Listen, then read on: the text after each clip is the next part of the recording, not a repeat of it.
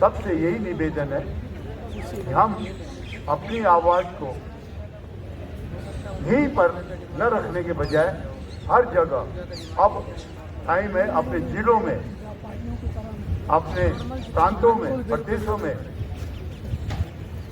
कहीं न कहीं इस तरीके के धरना प्रदर्शन करते रहे।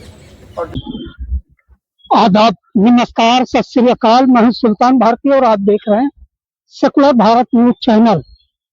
आपने सुना होगा देश के गौरव, देश की स्वतंत्रता, देश की सुरक्षा, अस्मिता की सुरक्षा करने के लिए गौरवशाली परंपरा रखने वाली इंडियन आर्मी है। शांति के दिनों में देश की सुरक्षा करने के लिए हमारी पैरा मिलिट्री फोर्सेज है। आज दिल्ली के जंतर मंतर पर बहुत बड़ी तादाद में पैरा मिलिट्री फोर्सेज के बड़े बड़े अफसरान अपनी मांगों के लिए जंतर मंतर पर बैठे नजर आए। वजह क्या है? देश की अंदरूनी सुरक्षा के लिए हमेशा जान पर खेलने वाले और जंग के दिनों में बॉर्डर पर खड़े होने वाले पैरा मिलिट्री के ये जवान आज जब उन्हें रिटायरमेंट के बाद में अपने परिवार के साथ होना चाहिए तो जंतर मंतर पर क्यों है? मैंने उनके कई ऑफिसर से बात की। देखिए एक रिपोर्ट। हमने एक झंडा मांगा था जिसकी आप सलामी लेते हैं ना, कि साहब झंडा दिवस हमको भी दे दो। सेना झंडा दिवस जंतर मंतर से प्रधान चौकीदार साहब तक आवाज जाए, भूल गए पहले वो भी चौकीदार थे।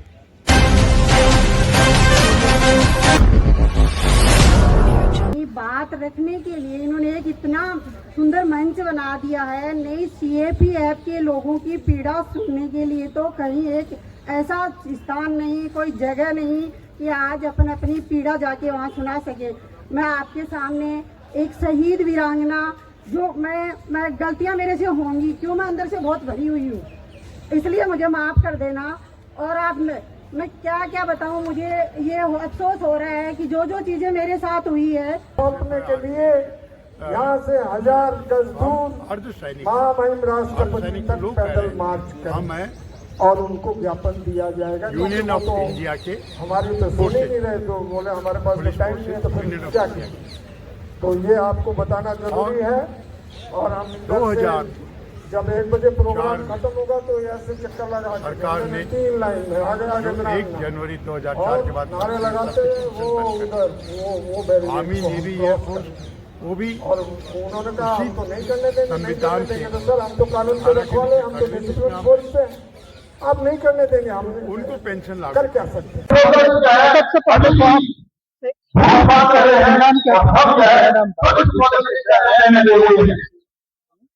और हम यहाँ पर आपने कभी भी देखा होगा, एक बार आ चुके हैं। हमारी मेन 3 मांगे हैं। एक तो जो कानून वापिस ले, और हमारे जो सुप्रीम कोर्ट द्वारा वो देगा। अगर से दूसरी सर्विस से कोई मतलब नहीं है, जो हमारे को सुप्रीम कोर्ट ने दिया है वो कहते हैं उसे लागू किया, और लागू किया जाए चीज जो एक 2 अफसरों की और जवानों की बंद हुई है, क्योंकि अब चलिए ये जो पेंशन मांग पर सरकार का रवैया ये है कि हम एनपीएस देना चाहें। फर्क क्या है ओपीएस और एनपीएस? देखिए बीएसएफ, सीआरपीएफ, आईटीबीपी यूनियन मिलती थी 1 जनवरी 2004 बंद कर दिया। पेंशन एक बहुत बड़ी सुरक्षा प्रदान करती है जीवन में, जो जिंदगी अपनी परिवार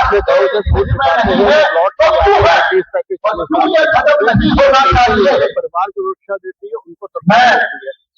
वहीं पे आर्मी को पेंशन दे रहे हैं हमको नहीं दे रहे हैं और हमको बोल दिया कि आप एनपीएस आपको लागू करते। एनपीएस में कुछ भी नहीं है, एनपीएस में जवान से ज्यादा पैसा लिया है, जवान की तनख्वाह से कटा है और आधा पैसा सरकार दे है। मगर स्ट्रेटेजिकली महसूस ही नहीं करता सोचते जब तक पेंशन नहीं मिलेगी।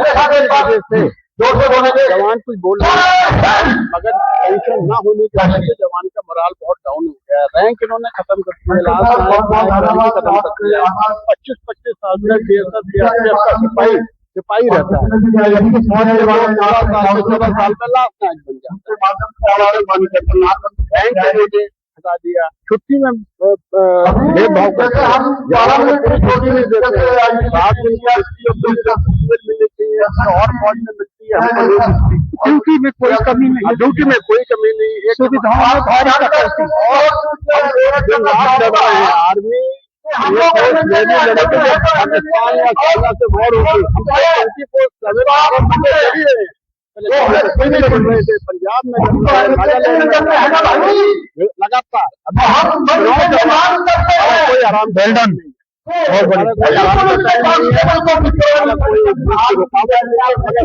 तो समझ में नहीं आ रहा है हमको, बस करना जानते।